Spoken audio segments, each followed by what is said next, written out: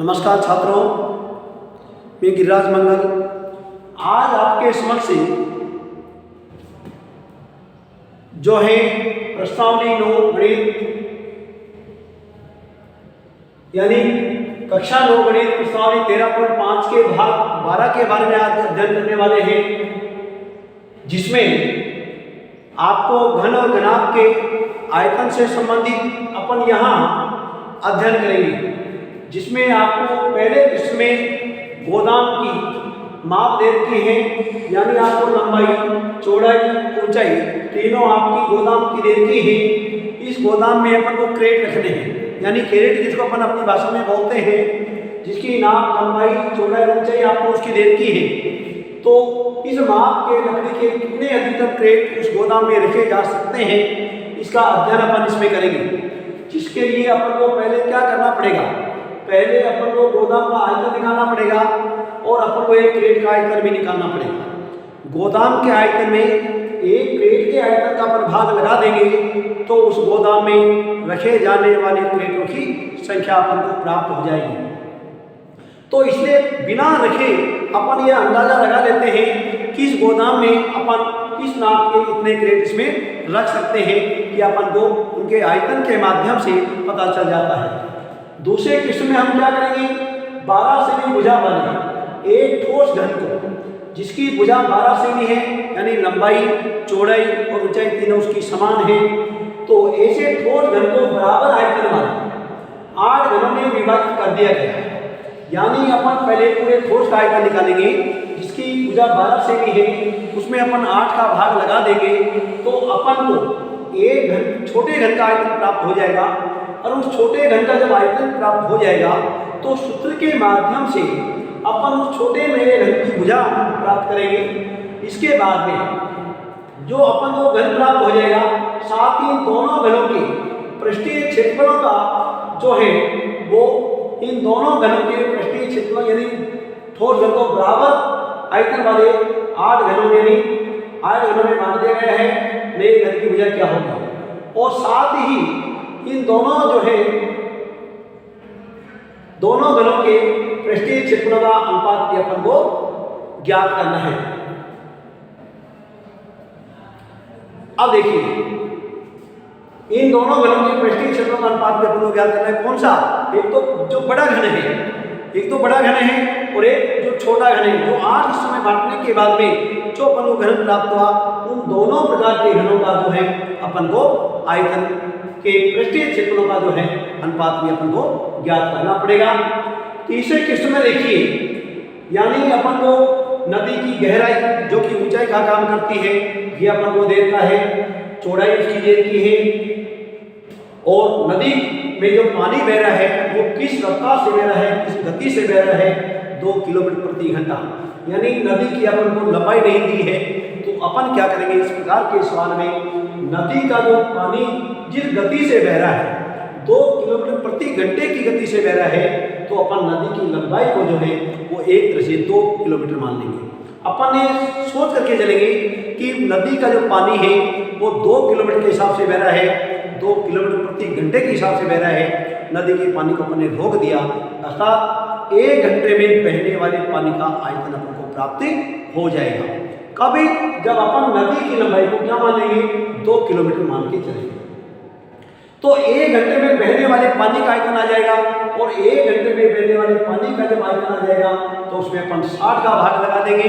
तो क्योंकि 1 घंटे में 60 मिनट होती है, तो 1 मिनट में समुद्र में गिरने वाले पानी का आयतन भी अपन को प्राप्त हो जाएगा। तो अपन एक एक किस्म को लेते हैं। देखिए, हर क्रमांक 1 की अपन बात करते हैं, जिसमें कि अपन को गोदाम की लंबाई रहती है, देखिए 40 मीटर, चौड़ाई रहती है अपन को यहाँ 25 मीटर, और ऊंचाई रहती है इसकी गोदाम की वो 10 मीटर रहती है। तो अपन यहाँ गोदाम का आयतन निकालेंगे। अब ये तो आप समझ ही गए होंगे कि जहाँ लंबाई, चौड़ाई और ऊंचाई तीनों हमारे साथ में हो तो घनाभ के आकार, यानी घनाभ के आकार का होगा। तो गोदाम का जो आयतन अपन निकालने वाले हैं, उसके लिए अपन को सूत्र काम में लेना होगा, लंबाई गुना चौड़ाई गुना ऊंचाई। अब देखिए, क्या हो जाएगा 40 इंटू 25 इंटू कितना हो जाएगा 10, कितना हो जाएगा 25 को जाओ अपन 25 शून्य 25 चौका 100 1000, इसको 10 से गुणा कर देंगे अर्थात कितना हो जाएगा 10,000 घन मीटर। ये अपन को एक तरह से गोदाम का आयतन प्राप्त हो गया, कितना 10,000 घन मीटर। अब इसके बाद में अपन एक क्रेट की लंबाई निकालेंगे। एक क्रेट की लंबाई अपन को दे रखी है 1.5 मीटर, चौड़ाई हमको दे रखी है 1.25 मीटर और ऊंचाई दो क्रेट की दे रखी है वो अपन को दे रखी है 0.5 मीटर। तो ये भी जनाब क्या आकार का हो गया। तो एक क्रेट का आयतन निकालेंगे अपन। एक क्रेट का आयतन देखिए सूत्र इसमें भी अपन को वही लंबाई इंटू चौड़ाई इंटू ऊंचाई के रूप में अपन लगाएंगे। यहाँ 1.5 इंटू 1.25 इंटू 0.5 ये घन मीटर में उत्तर आएगा। इसका भी क्रेट का भी देखिए अपन यहाँ अलग अलग गुणा कीजिए। 15 5 75 के साथ हो जाएंगे 15 गुणा 12 180 और 7 187। दशमलव के बाद में एक और दो 3 अंक हैं तो दशमलव यहाँ पर लगेंगे इंटू 0.5 से फिर गुणा कीजिए। देखिए 5 इंटू 5 25 का 5 हासिल का 2 5 7 35 2 37 7 हासिल का 3 हो जाएगा 18 5 90 और 3 93। दशमलव के बाद में 3 और 1 4 अंक हो गया। 4 अंक छोड़े के दशमलव यहाँ पर लगेगी ये घन मीटर में आ जाएगा। यानी कितना हो गया एक से 0.9375 घन मीटर एक क्रेट का आयतन अपन को प्राप्त हुआ है। अब इसके माध्यम से अपन देखिए यहाँ अपन क्या करेंगे जो है जो गोदाम का आयतन आया है उसमें एक क्रेट का आयतन का अपन यहाँ भाग लगाएंगे। तो इसलिए यहाँ लिखेंगे अपन गोदाम में रखे जाने वाले क्रेटों की संख्या। इसलिए गोदाम में रखे जाने वाले क्रेटों की संख्या जो आएगी वो हम क्या करेंगे गोदाम का आयतन बटे एक क्रेट का आयतन। एक क्रेट का आयतन का अपन यहाँ भाग लगा देंगे। अर्थात देखिए ये 10,000 घन मीटर जो है वो गोदाम का आयतन आया था। देखिए 1000 10,000 10 20 में 0.9375 ये क्रेटों की संख्या भाग देते हैं वो प्राप्त हो जाएगी। अपन यहाँ दशमलव हटाएंगे। अब ध्यान दें ये दशमलव जब हटाएंगे तो 4 अंक हैं तो 4 जीरो आप यहाँ लगा दीजिए। अब अपन को भाग देना है। भाग यहाँ दे लीजिए यानी कितना हो गया एक से इकाई ढाई कितनी शून्य होगी 8 शून्य 3 4 5 6 7 8। इसमें अपन को यहाँ भाग देना है 9,300 और 75 का भाग देना है। ध्यान देना एक बार जाएगा 9,375 25 और 4 यानी 625 हो जाएगा।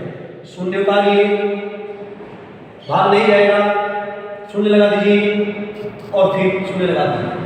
अब देखिए 9 7 63 6 बार जाएगा तो 6 5 30 3 6 7 42 और 3 45 5 हासिल का 4 लग जाएगा और 6 3 18 6 3 18 4 22 का 2 हासिल का फिर 2 लग जाएगा और 9 6 54 और 2 56 हो जाएगा 250 ये हो जाएगा और ये 6 बच जाएगा 6550 यानी फिर शून्य उतार लीजिए यानी शून्य कितनी होगी ध्यान करना। ये 625 हो जाता ये शून्य उतर गई फिर ये शून्य उतर गई थी ये अपने फिर उतार ली। अब फिर भाग दीजिए आप कितने बार जाएगा वही 6 बार जाएगा 56 और 250 फिर वही 250 और वही 6 यानी फिर उतार लीजिए फिर 6 बार हो जाएगा 56 250 फिर यहाँ आपके जो बचेगा वो कितना बचेगा 600 यानी 250 और ये 600 यानी हो जाएगा भाग फिर आप ये शेषफल बच जाएगा, एक तरह से पॉइंट लगाइए और फिर यहाँ एक तरह से 6 से आता है, यानी ये हो गया 10,600 और 66.666। इस प्रकार से अपन भाग जाता रहेगा। दशमलव के बाद में 30 अंक जो है ये दशमलव के बाद में 5 से बड़ा अंक है, तो अपन इसको पूरा मान सकते हैं, अर्थात यहाँ लिख सकते हैं अपन 10,666.67, अर्थात ये आधे से ज्यादा है, तो अपन यहाँ लिख सकते हैं 10,666 के लगभग, यहाँ लगभग अपन लिख देंगे। अर्थात उसी गोदाम में जो है वो ट्रैक रेट अपन रख सकते हैं 10,667 ट्रैक उस गोदाम में अपन इस नाप के रख सकते हैं। अब हम देखते हैं क्वेश्चन नंबर 2, ध्यान दीजिए।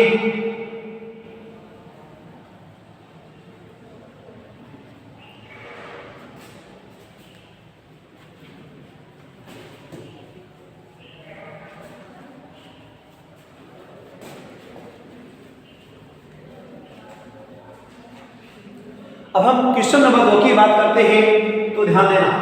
हल क्रमांक 2 में क्या करेंगे अपन, देखिए यहाँ घन की भुजा आपको दे दी है, घन की भुजा ये आपको 12 सेंटीमीटर दे दी है, तो घन का आयतन क्या हो जाएगा, देखिए घन का आयतन जो होगा वो हो जाएगा भुजा की घात 3, अर्थात 12 की घात 3 हो जाएगा।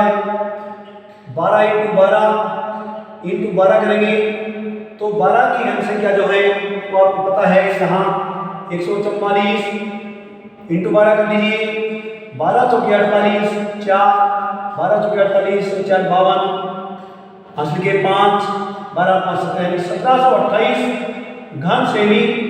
ये अपन को जो है ठोस घन का आयतन अपन को प्राप्त होगी, किंतु अपन को इसको क्या करना है, 8 समान घनों में बांटना है। 8 घनों में काटा जाता है बराबर आयतन वाले। चूंकि इस घन को समान आयतन वाले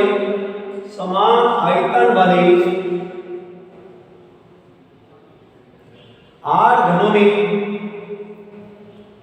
काटा गया है, इसलिए प्रत्येक छोटे घन का जो आयतन आएगा वो हम कैसे ज्ञात करेंगे। 1728 में अपन 8 का भाग देंगे, 8 2 16, 1 बचेगा, 8 × 8 4, 8 से 8, यानी 216 घन सेमी जो है वो अपन को प्रत्येक छोटे घन का आयतन प्राप्त हो गया। आयतन चाहे छोटे घन का हो चाहे बड़े घन का हो, सूत्र किसके बराबर लगने वाला है, भुजा की घात 3 के बराबर। तो भुजा की घात 3 किसके बराबर हो गया, यानी 216 के बराबर। तो अपन इसकी भुजा निकालेंगे छोटे घन की, यानी 2 छोटे घन की भुजा, छोटे घन की भुजा निकालेंगे। 216 का अपन को क्या निकालना पड़ेगा, घनमूल, और इसका जो घनमूल निकलेगा वो ध्यान करना जो है आप घनमूल जो है कोई सी भी विधि से निकालें, गुणनखंड विधि से निकालोगे तो ध्यान करना 2 × 2 या गुणा 3 प्राप्त होगा। या आप निकाल के देख लेना, क्योंकि आपको अगर घन संख्या याद है तो सीधा आप 6 लिख सकते थे, क्योंकि 6 की घन संख्या कितनी है, 216 होती है। अर्थात घनमूल में 3 का जोड़ा समान संख्याओं का बनाते हैं, तो 2 × 3 यानी 6 सेंटीमीटर अपन को छोटे घन की भुजा प्राप्त हो जाएगी। छोटे घन की भुजा को क्या प्राप्त होगी, 6 सेमी प्राप्त होगी। तो अपन जो है इन दोनों प्रकार के घनों का पृष्ठीय क्षेत्रफल का अनुपात के अपन को ज्ञात करना है। तो इसके लिए अपन क्या करेंगे, तो पहले बड़े घन का पृष्ठीय क्षेत्रफल निकालिए। पृष्ठीय क्षेत्रफल क्या सूत्र लगाएंगे अपन, 6 भुजा इस बार लगाएंगे। अर्थात देखिए 6 इंटू यहाँ 12 का वर्ग हो जाएगा, तो 6 गुणा यहाँ 144, 12 का वर्ग, तो 6 चौका 24, 7 का 2, 14 छके 84, 286, यानी 864 घन सेमी। ये किसका आयतन होगा, ये प्राप्त हो गया अपन को बड़े घन का आयतन। अब छोटे घन का आयतन देख लीजिए आप। छोटे घन का आयतन जो अपन निकालेंगे सूत्र तो अपन को उसमें भी वही लगाना है 6 भुजा स्क्वायर का, अर्थात 6 इंटू भुजा कितनी प्राप्त हुई थी अपन को 6, तो यहाँ 6 इंटू 6 का वर्ग करेंगे, 6 इंटू 6 इंटू 6 हो जाएगा, अर्थात कितना हो जाएगा 216 घन सेमी। अब ये क्या है कि दोनों प्रकार के घनों का जो पृष्ठीय क्षेत्रफल है उनका अनुपात अपन को ज्ञात करना है, इसलिए दोनों घनों के पृष्ठीय क्षेत्रफलों का अनुपात, दोनों प्रकार के घनों का पृष्ठीय क्षेत्रफलों का अनुपात अपन यहाँ ज्ञात करने वाले हैं। तो हम क्या करेंगे, देखिए 864 है, इसमें 216 का भाग लगा देंगे, पूरा 4 बार जा रहा है तो 4/1 कर देंगे, अर्थात क्या प्राप्त हो गया अपन को 4:1।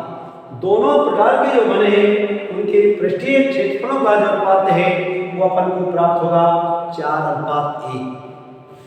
इस प्रकार से अपन जो है अब तीसरे क्वेश्चन की बात करते हैं, जिसमें आपको नदी की लंबाई यानी गहराई देनी है, अर्थात ऊंचाई देनी है और चौड़ाई देनी है, और अपन को जो है वो उसकी गहराई अपन को एक तरह से निकाल करके, यानी गहराई तो अपन को देखी है और जो पानी की जो गति है उसको अपन लंबाई मानते हुए 1 घंटे में बहने वाले पानी का आयतन अपन निकाल लेंगे, और उसके बाद में 1 मिनट में समुद्र में गिरने वाले पानी का आयतन अपन ज्ञात करेंगे।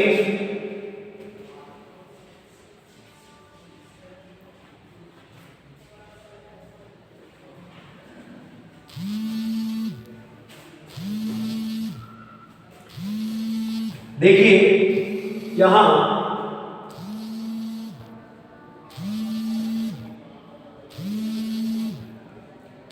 नदी की गहराई